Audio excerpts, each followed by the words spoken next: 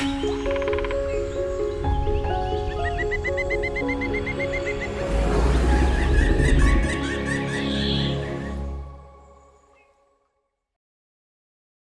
everyone, and thanks for joining us today. My name is Sarah Davis with the Illinois State Museum.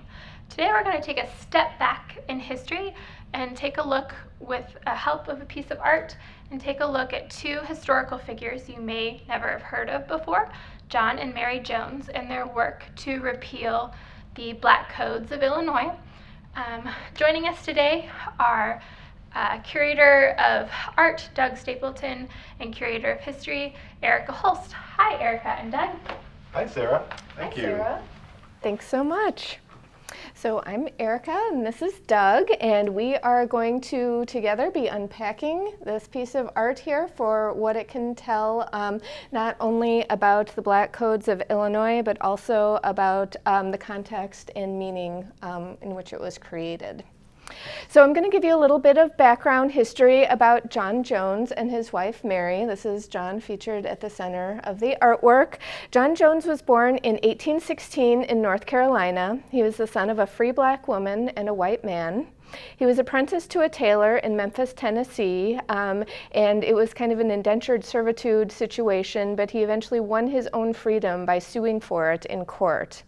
He made his way to Illinois, and in 1841 he married Mary Jane Richardson of Alton, Illinois.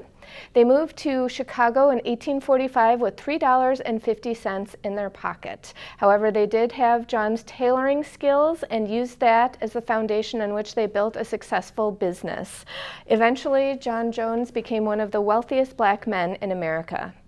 In Chicago, John and Mary Jones were active in working to get the Illinois legislature to repeal Illinois' Black Codes. And so we might think of Illinois as a free state, but that didn't necessarily mean that it granted equal privileges under the law to all its citizens. Illinois had this series of restrictive Black Codes that were designed to limit the freedom of Black Illinoisans. And among them, the set of laws decreed that the right to vote was denied to all African Americans.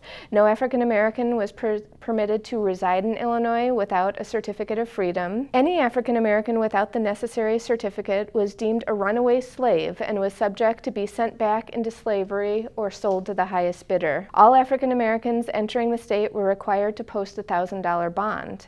If any enslaved person or indentured servant was found more than 10 miles from the home of their master without a pass, they were subject to be taken before a justice of the peace and punished with stripes, which is being whipped, not exceeding 35 lashes. All contracts created between a master and his indentured servants during the servant's time of service were void. African Americans could be jailed and beaten if they gathered in groups of 3 or more. African Americans and Native Americans were not permitted to testify in court against white people. African Americans were not permitted to serve in the militia. Any person that harbored an African American without a bond or certificate of freedom was subject to a fine of $500. African Americans from other states could not remain in Illinois for more than 10 days. If they did, they could be arrested, jailed, fined, or removed from the state. So just listening to those, we can see how restrictive and how much they curtailed the freedoms of Black people living in Illinois at the time. So John and Mary Jones used their position within Springfield's social and business community to work to repeal the Black Codes. So they organized petition drives, they wrote in newspapers, they wrote pamphlets, they spoke out, and they wrote to the governor urging him to repeal the laws. And all their efforts were successful. In 1865, the Illinois State Legislature voted to repeal most of the Black Codes, although discrimination in Illinois would continue to exist. And Doug, what's going on artistically in this artwork? Thanks, Erica. So this painting is by an artist named Alfred Jackson Tyler, and the painting is titled John Jones Fights for the Repeal of the Black Codes in Illinois.